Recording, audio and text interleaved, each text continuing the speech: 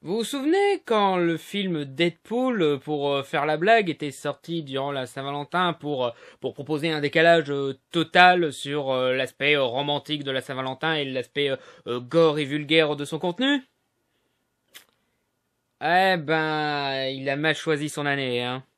Parce que du coup, il est en effet bien plus romantique que les films de Saint-Valentin qu'il y a eu l'année d'avant et l'année d'après. À savoir 50 nuances degrés. Donc, comme nous sommes en période de Saint-Valentin, certains d'entre vous vont être obligés d'aller voir une grosse bouse avec votre copine, tandis que moi, je vais aller voir tranquille dans mon coin tout seul Lego Batman.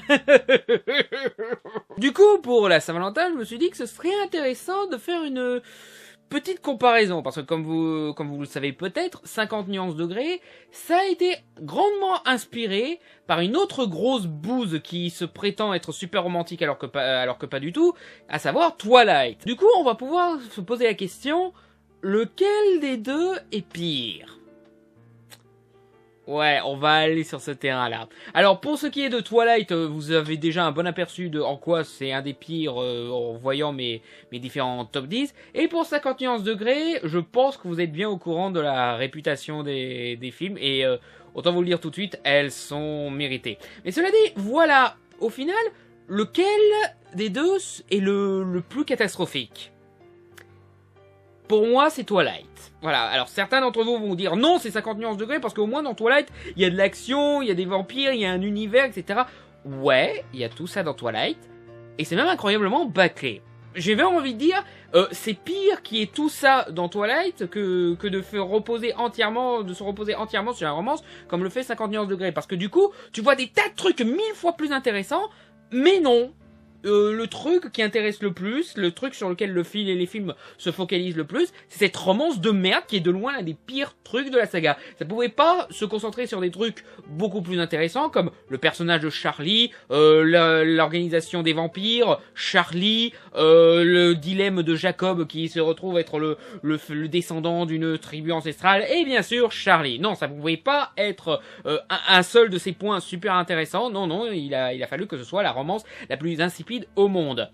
Et moi je trouve que c'est pire parce que justement du coup le film nous nargue un petit peu en nous disant hein, tu veux cette bonne histoire, bah non, je te fais chier avec les personnages les plus chiants de l'histoire, voilà. Et aussi du coup ça donne un petit côté un petit peu prétentieux, genre cette romance serait 1000 fois plus intéressante et 1000 fois plus importante que tous ces autres éléments qui sont en réalité beaucoup plus importants et intéressants à suivre.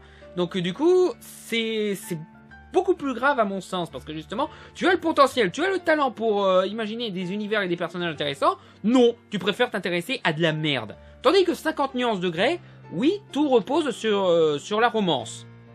Au moins ça l'admet. Au moins ça n'essaye pas d'avoir la prétention de parler d'autre chose. Non, non, c'est juste une romance qui a ses bons et ses mauvais côtés. Plus que de mauvais côtés qu'autre chose, parce que ouais, les gens qui disent que si Christian Grey n'était pas riche, ce serait un thriller, ces films-là, ils ont totalement raison. Parce que putain, le mec est un psychopathe. Ce film, c'est vraiment American Psycho, mais romantisé. Genre, on met en valeur Christian Bale, voilà, qui torture des prostituées et tout, voilà. Mais l'autre raison pour laquelle je pense que Twilight est pire, c'est parce que 50 nuances degrés, ça assume son côté porno soft, voilà, ça se concentre sur une romance, et ça se contente de montrer un maximum de scènes de cul entre les deux personnages. Tandis que Twilight, ça s'adresse à des adolescentes. C'est toujours un porno soft, mais ils utilisent ça pour amener à profiter des tendances de la découverte sexuelle de son public d'adolescents. Et ça, c'est vachement pire parce que justement, ça profite du questionnement d'adolescents qui se posent des questions et qui ont vraiment besoin de réponses à propos du sexe. Et le fait de profiter les adolescents là-dessus, c'est non seulement ignoble, c'est aussi un petit peu malsain, parce que voilà, tu comptes sur les hormones des adolescents, tu comptes sur le fait qu'ils ont envie de baiser pour regarder, pour pouvoir fantasmer sur Edouard et tout ça, donc déjà là c'est un petit côté un petit peu de pédophile, mais en plus tu leur envoies de très mauvais messages sur la sexualité.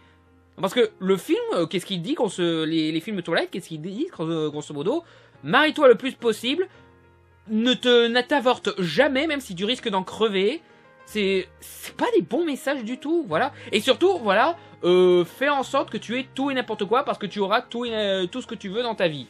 Voilà, c'est des messages horribles à transmettre aux adolescents, c'est des messages superficiels, tandis que 50 nuances degrés, comme il assume son côté porno, et comme ça s'adresse principalement à des adultes, qui sont largement moins impressionnables, ben du coup, voilà, c'est juste un fantasme. Du coup, c'est assez innocent.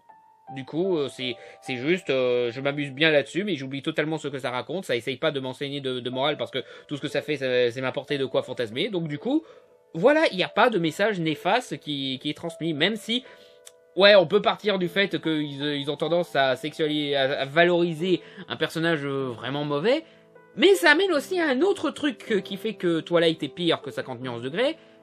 Les personnages évoluent dans 50 nuances degrés. Je sais que c'est pas évident parce que ces films sont tellement chiants que du coup on s'en fout, mais voilà, on a deux personnages, l'un c'est du hardcore extrême, et l'autre c'est de la gentillesse extrême. Les deux évoluent pour pouvoir s'accorder, du coup le hardcore s'adoucit et la douce s'endurcit. Voilà, c'est très mal amené, c'est très mal écrit, c'est très mal exploité, oui, mais au moins c'est une évolution. Tandis que Edward et Bella dans Twilight n'évoluent jamais. C'est toujours les mêmes personnages qui n'apprennent aucune leçon, je veux dire, Bella n'accomplit aucun sacrifice pour avoir sa fin heureuse. Tandis que Anastasia, putain, ce nom quoi. Ok, au niveau des noms, 50 nuances degrés est pire, d'accord. Mais voilà, en termes de personnages, Anastasia évolue. Anastasia en prend dans la gueule. Anastasia fait des sacrifices. Au final, elle a quand même une fin heureuse qui est tout aussi ridicule de ce que j'ai lu, voilà, mais en tout cas, elle affronte des épreuves et elle fait des sacrifices.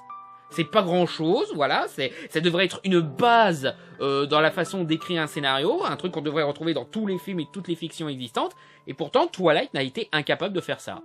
Du coup, c'est pour ça que ce soit pour la morale, l'univers, et pour la façon de raconter une histoire, 50 nuances degrés s'en sort mieux. C'est pour ça que 50 nuances degrés est meilleur que Twilight. Même si, voilà, 50 nuances degrés, ça reste de la merde.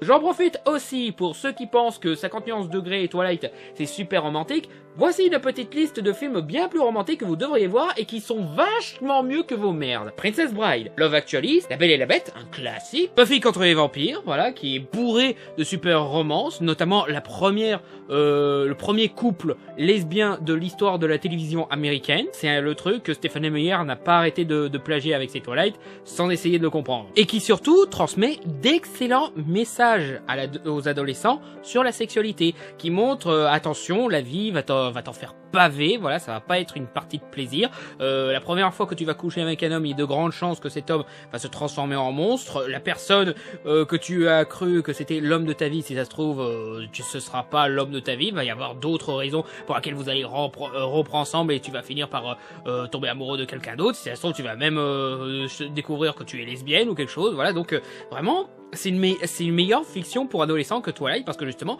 ça transmet de bons messages, ça apporte un guide à l'adolescent, ça te dit attention, tu vas en chier là, fais gaffe à tes choix de vie, etc.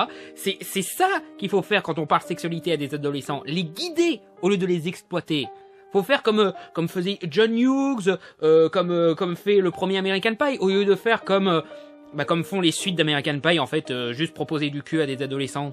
Scott Pilgrim, Là-haut, les 10 premières minutes de Là-haut racontent une bien meilleure histoire d'amour que Twilight ou 50 nuances degrés, et c'est pas qu'une exagération. Les films de Mamoru Hosoda, voilà, que ce soit La Traversée du Temps, Summer War, Les Enfants Louame et Yuki ou Le Garçon et la Bête, voilà, tous des films qui reprennent un petit peu les mêmes concepts que Twilight, sauf qu'il en fait des bons films, lui.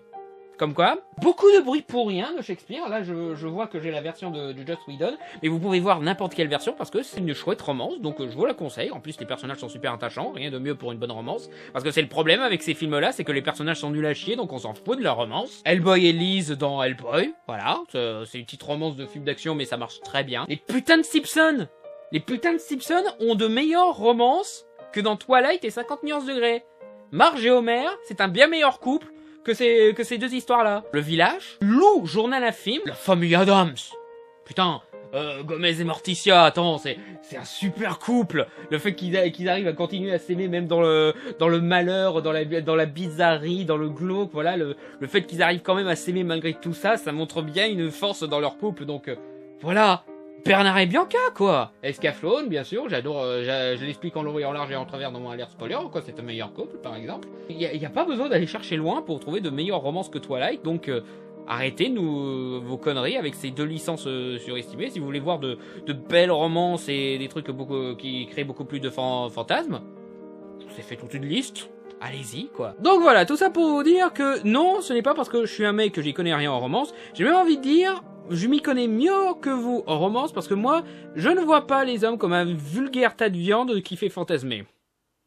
Et après, on dit que c'est les mecs qui sont tous des porcs.